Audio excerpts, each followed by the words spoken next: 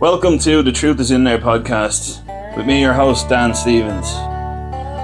Just me today, no guest. We're going back to the old school today. And I'm going to revisit the theme of season 1, the first 60 episodes, where I go through my Google searches.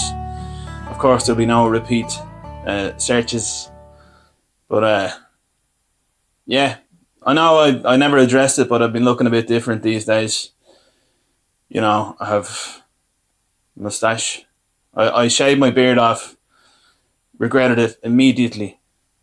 But you can't stick it back on, you know? You can't. There's nothing you can do.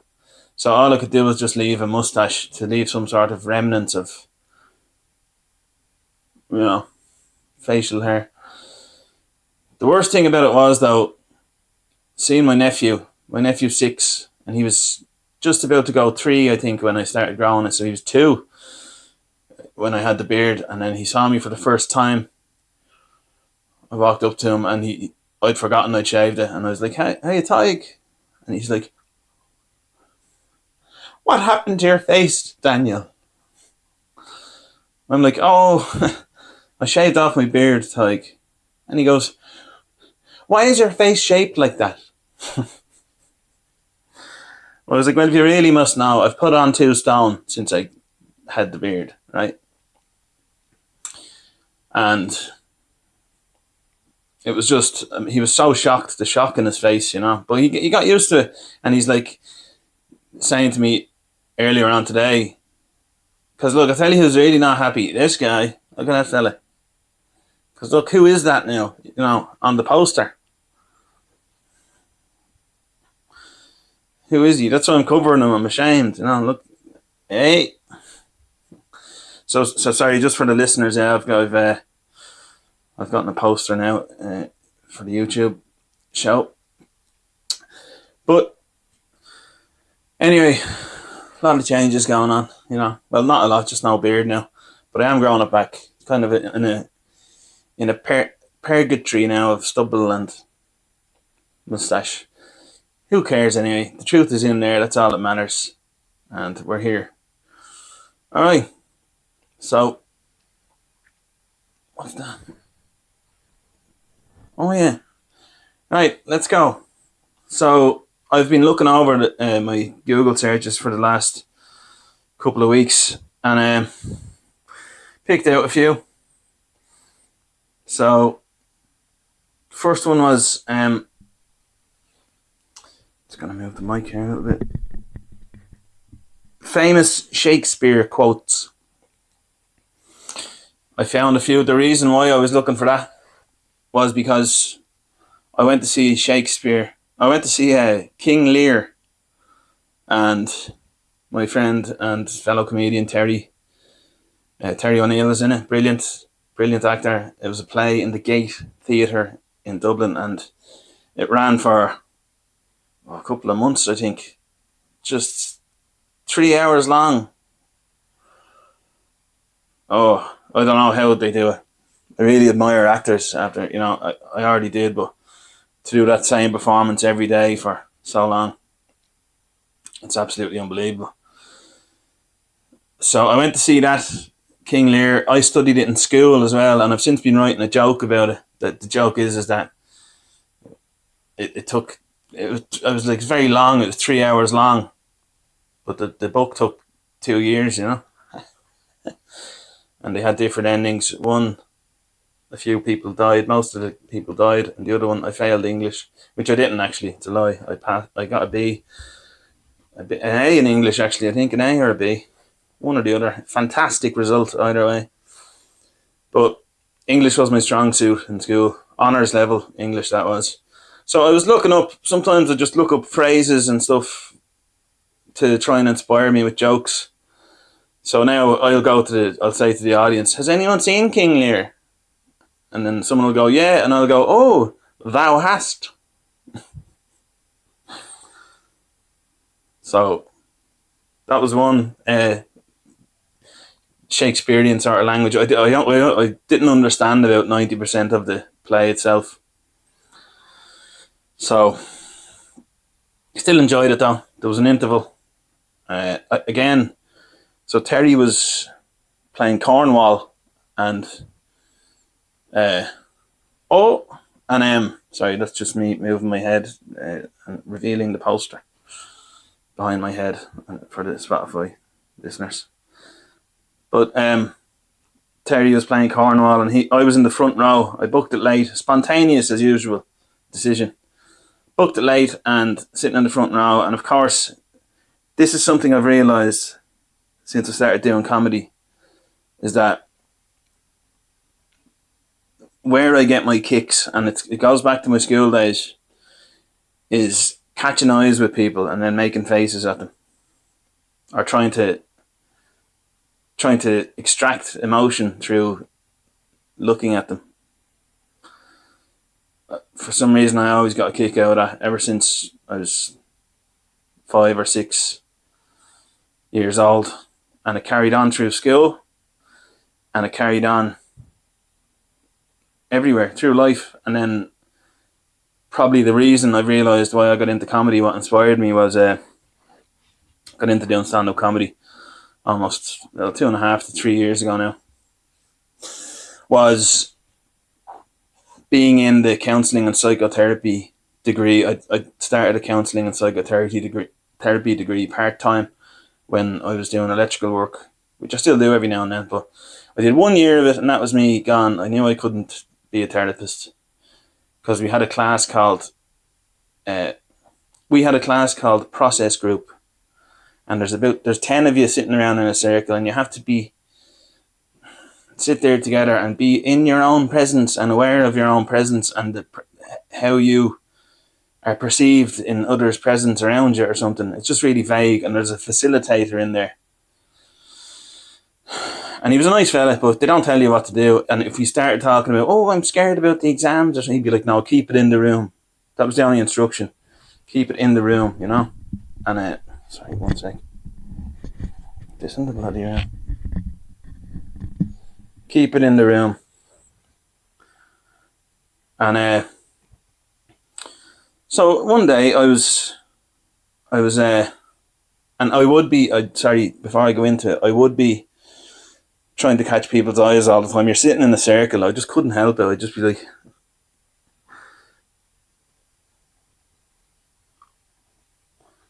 I'm just making, for the listeners here, I'm just making faces. I'd just be trying to make faces at people, and they'd either have to go put their head down or start laughing. But one day, I had been at 1 o'clock for my lunch. I went to a place in Smithfield called Oscar's. I am going to name and shame it because this happened, and I was feeling really good at the time. I was exercising a lot, so it wasn't my guts that was the problem. I had steak and eggs, and I left the place feeling Johnny Rotten, Billy Cotton, whatever you want to call it. Terrible. And I went to college that night, Monday night it was, and I'm sitting in Process Group, and it's like sitting there not told what to say, and I start feeling sick. So I was like, people be like, I can feel feelings coming up about this feels like a roller coaster and everything, like whatever people were saying. It was all nice stuff, but I was like, I can feel my stomach is turning now. I was telling everyone in the group, don't go to Oscars on a Monday afternoon anyway, and I'm not feeling too well. And then about 3 or 4 people cracked, they start laughing. And the facilitator, like the lecturer, was not happy with this at all. So I end up getting asked to leave. But it's something in me, I know it is. That's why I went into that story, is because there's something in me that wants to do that. Because when I was at the play in the front row, Terry was right in the front of the stage, and all I wanted to do was look at him and make him laugh. But I couldn't do that because it's his job. All I wanted to do was catch his eye and start making faces at him. And it took every fibre of my being not to do that. Because it would have ruined the show for everyone if he started laughing, So there's just no way I could do that. So I resisted the urge. So yeah, that's why I was looking up famous Shakespeare quotes because I was writing a joke about Shakespeare. Okay, this mic stand now. Behave itself. I'm losing it. Sorry guys, I had the mic stand a bit louder. So that was the first search, Shakespeare. And the quote is, to be or not to be, that is the question. No, not that. To be or not to be, that is the question. So there's no way of adding that into any of my jokes. So it was an unsuccessful search, but yeah, I've been thinking about Shakespeare a lot. And there's a reason why people don't talk like that anymore. It just doesn't make sense. Alright, the next search was dentist chair. Dentist chair. Okay, this was because, again, it was to do with something I was creating. I was creating a video about the dentist. I've started to get pain in my teeth lately. Your front teeth are grand. When you go back though, behind the curtain, it's not good back there. I think I've had 3 removed. A root canal a few years ago. The last time I was there was a root canal. My God. There's no worse type of canal. And that's where it's starting to hurt. The root canal. Whatever they done to me. It's just, every trip to the dentist for me is just trauma over another trauma, you know. It's just, there's nothing good comes out of it except you're not in pain. You know, it's okay, not in pain, but more psychological trauma. Like, there is a dentist, there's a local dentist around here, Billy the Butcher. Apparently my cousin goes to him. He just €20 a tooth. And I swear to God, I nearly would go up to him. He just whips it out, takes the tooth out, 20 quid. And that's it. You're no more pain. No more tooth, but also no more pain. And I think I wouldn't mind just having, if you could just keep 1, 2, 3, 4, 6.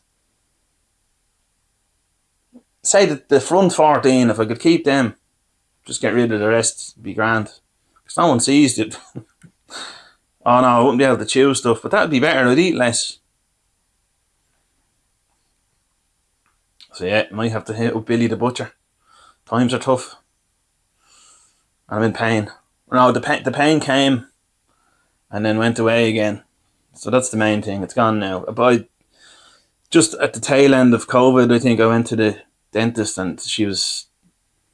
Do you know what? I went to the dentist near where I live here. And I'm sitting there and I was wearing my work trousers and my work gear. And she's getting ready to go in for the kill or filling. She's getting ready to go in for the filling. And she goes, "Oh, what do you do?" I said, she was Indian. I'm not going to do the accent. "What do you do?" I says, "I'm an electrician." She goes, "Oh, I need a bit of work done."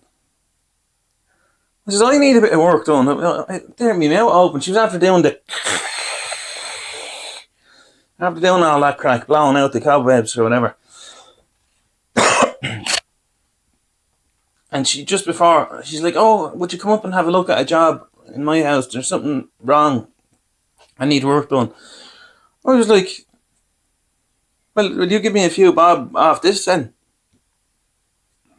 No, I can't do that. I was like, "Well, work away then." Excuse me. I was like, "Well, yeah, we don't have a deal then." And then the root canal, she has to take out your whole root of your tooth, like root and tooth. She has to root out the tooth root. And it cracked and everything. I was like, Every time I go, I get nearly reduced to tears. She, "Oh, hold on there," and then she has her knee nearly on you and pulling at it, and then it goes. And it's just, horrendous experience, like. So, yeah, again, this was it sounds like I'm just testing jokes here, but I'm not. This is what I was searching on Google. But it brings you back though, to all the dentist joke is a new joke I do as well. That it's a self-deprecating sort of, again, joke. But yeah, I was looking for a dentist chair to put in the background of an Instagram green screen, So that's what that was. And just reminded me of all the times. And I have to go back. Last time I was told that I need 9 fillings. Like, I says, really? Like, you're kidding me? 9 fillings? I said, are they all of equal importance? She's like, no, there's 3 big ones that need doing. I said, right, we'll do 2 of them. So I got 2 fillings. I brush my teeth all the time. I don't know. It's just, I have to go back now. I'm so scared to go back. But I can feel bits pain developing. Kind of gradually. So it's not a good sign. I think it's been 4 years since I went, so yeah. There's a drone there now. Can you hear that in the background? So yeah. Okay. The next search was best songs of 2025 indie. Because I'm starting to wonder, does indie music exist anymore, or is that phase over? I mean, every time I walk through Temple Bar in Dublin, there's somewhere that's playing Mr. Brightside still from The Killers. And it's just crazy to me. Like, how do people still get off on that song? Is there, again, like MSG in that song, some sort of audio MSG, like they put in their Chinese food, and it's just, people are just roaring it still. It's about 25 years ago, that song, or something. Coming out of my cage and I've been doing just fine. It does something to people when they're drunk. What are the lyrics? Coming out of my cage and it was only a kiss. I think it's because they say it was only a kiss. And they're all drunk, so they're looking for a kiss. How did it end up like this? It was only a kiss. Now I'm falling asleep and she's calling the cab. Johnny's having a smoke. Jenny, whatever, having a smoke, and she's taking a drag. Smoking is in there as well. Kissing. Smoking. Now my stomach is sick. Yeah, that's the hangover. Sick. And it's all in my head. And she's touching his chest. That's the jealousy, isn't it? She'd be going over to some other fella. Yeah, I can kind of see why it works. It's literally talking about the stages of a night out, isn't it? In a drunkard's. Yeah, it never got me really. I think I might have had a good bop to it a couple of times when it first came out. And what an album it was, by the way. The Killers. I think it was self-titled, The Killers. All these things that I've done, I'm not sure. But I can't see any other reason. It's that song for... I don't know if there's any other song that, like Mr. Brightside, has stood the test of time for drunk people singing in groups as that. It's just... She takes off her vest, letting me go. I just can't. She's taking control. No, that doesn't really. Yeah. Jealousy, turning snakes into the sea. Turning true sick lullabies. Turning on your alibis. The price I pay. No, I don't know. That's not the hook of it, I don't think. The hook is a new word I learned now. You have to have a hook. Hook them in. But yeah, that was that one. It's just, again, it was just once or twice a week I'd hear that. People just, if you're walking through Temple Bar at the right time, it's still a great finishing song for a night out, isn't it? Mr. Brightside. So that was that search. I was just thinking that, yeah, that's what sparked the search. But then I looked up I look up like top albums released of 2025 so far, and of course being 36, I'm like, I don't know any of them songs.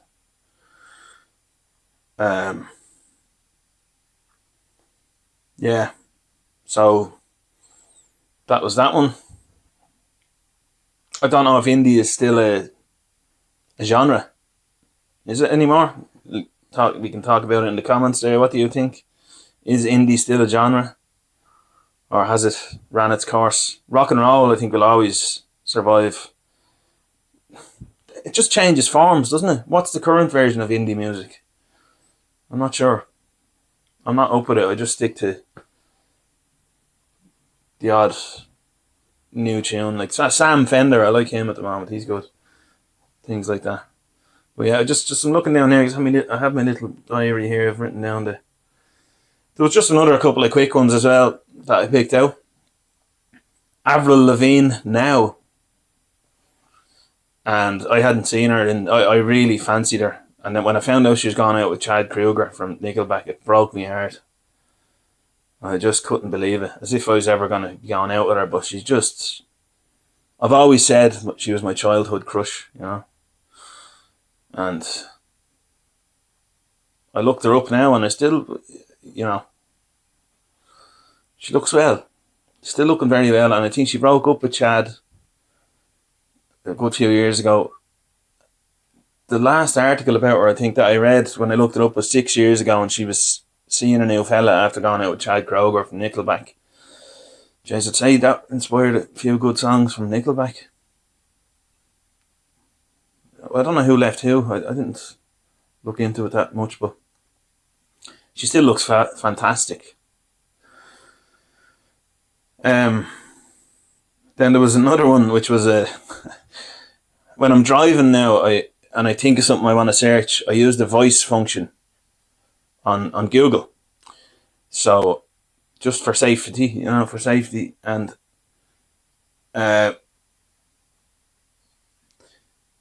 one search was, what does the hat mean? But it turns out it was a mistake, because I was trying to say to Google, what does thou hath mean? And this ties back into the Shakespeare thing. If I'm trying to say in Shakespearean language, oh, you have?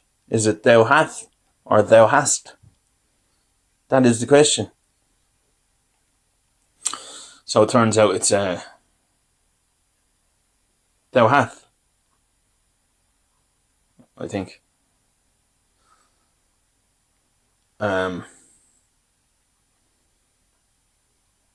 Yeah. Final one, Grilltown. I don't know if you've heard of Grilltown. This is a takeaway in Coolmine in Blanchardstown, where I'm from. I think they have a few of them. It's known to be like semi-healthy food. So I ordered from it the other day a burger and a pizza. I know, it's disgraceful.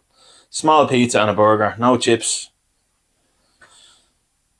I think to me that was some sort of trying to make myself feel better that I didn't get chips, but I got a pizza and a burger. It was only a 10-inch pizza. And it's known to be healthy, so, you know. But I went up anyway, and I hadn't been there in a while. It's still Grilltown online.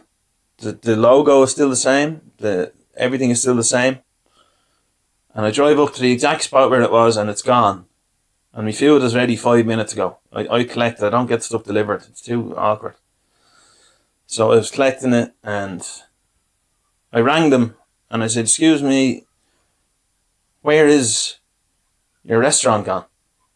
I thought I was getting scammed. But everything else was legit. I got the email, I got everything.